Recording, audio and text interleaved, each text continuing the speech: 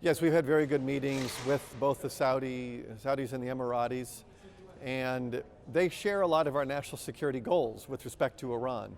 So it's in our interest and it's in their interest to deny the Iranian regime the revenue it needs to fund its foreign policy. And now Saudi Arabia has been very helpful, increasing its production as it did many months ago in order to offset the loss of Iranian crude, and they'll continue to be helpful. Well, the best description of that was put out by Secretary Pompeo in May of last year, where he outlined the 12 things that Iran needs to start doing or stop doing in order to have a different relationship with the United States. And we would like to have a different relationship with Iran. We tried that in the Obama administration, where we gave enormous sanctions relief.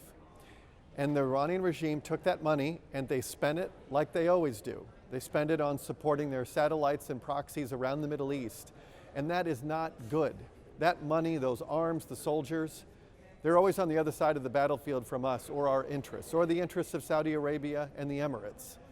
And so there's a convergence of interest, especially with Arab nations, Israel, the United States, many of our European allies.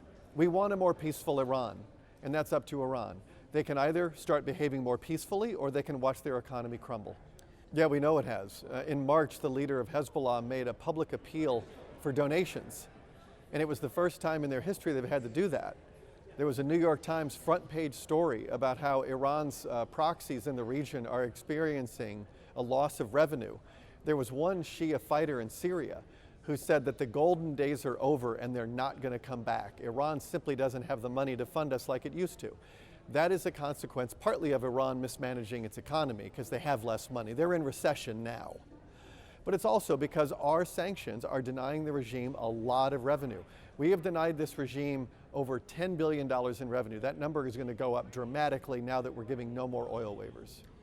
I think Hezbollah has always had a mission to try to destroy Israel, and so what you say doesn't surprise me.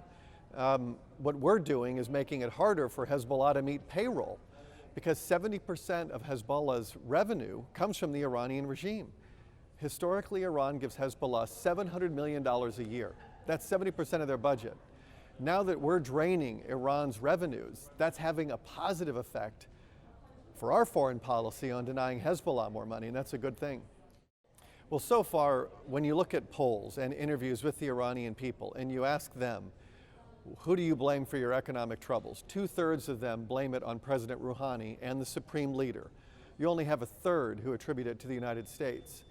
And that's significant because the Iranian regime lies to its people all the time about their economic troubles. And in spite of the lies, they still know where to blame.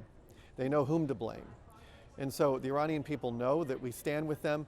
During the 40th anniversary, there was a hashtag that was trending in Iran, 40 years of failure. And the Iranian people share the same goals that we have. We want a government to start changing its behavior, to invest in its own people, to spend more on the Iranian people and less on Assad, more on the Iranian people, less money for Hezbollah, and the same for the Houthis in Yemen. Well, the Iranians continue to be in compliance with the Iran nuclear deal. I've never been surprised by that, because the Iran nuclear deal sets the bar so low for compliance, we should be surprised if they're not in compliance. Okay? They got enormous sanctions relief and in return had to do very little in order to receive that. So I expect that they will continue in compliance. Of course, they could decide any day to leave, but we think it's in their interest to stay in the deal. We would like to get to a new agreement. We're out of the Iran nuclear deal. It was a flawed deal. It only covered the nuclear program and it was modest and temporary benefits. We need an agreement that covers the nuclear program, their missile program, their regional aggression, and the arbitrary detention of foreign nationals, which include Americans. That's the kind of deal we need. We are ready to negotiate something like that. We need to see a change in their behavior. Words are not going to be enough. Well, China has already done very significant reductions in their import of Iranian crude oil. They have stayed within the limits of our negotiated agreement under the oil waiver they were given. But we think it's very much in China's interest to continue to be in compliance with our sanctions regime. Because if a country decides to act outside of it and to choose the Iranian market over the United States market, and that really is the choice that we're presenting countries, you can either work with the United States or you can work with Iran, but you can't do both. And so I think it's in China's interest, when you look at the American market versus the Iranian market, it's certainly in China's interest to stick with the American market as opposed to the Iranian market. It's been 6 months since we had to grant 8 oil waivers. 6 months ago, we had a very tight and fragile oil market. If we had not granted those waivers, we might have seen a very significant spike in the price of oil. Now, 6 months later, where supply exceeds global demand, we're in a much better position to announce that there will be no more oil waivers. And we've only seen a very modest increase today. I don't think that's because of our announcement. You've had an announcement about OPEC curtailment and some other, I think, factors that are driving the slight increase. But we believe that because the Saudis put out a statement today signaling that they will offset any loss of Iranian barrels, that I think that's a very good signal to the energy markets that they shouldn't be worried. It's going to be well supplied and stable.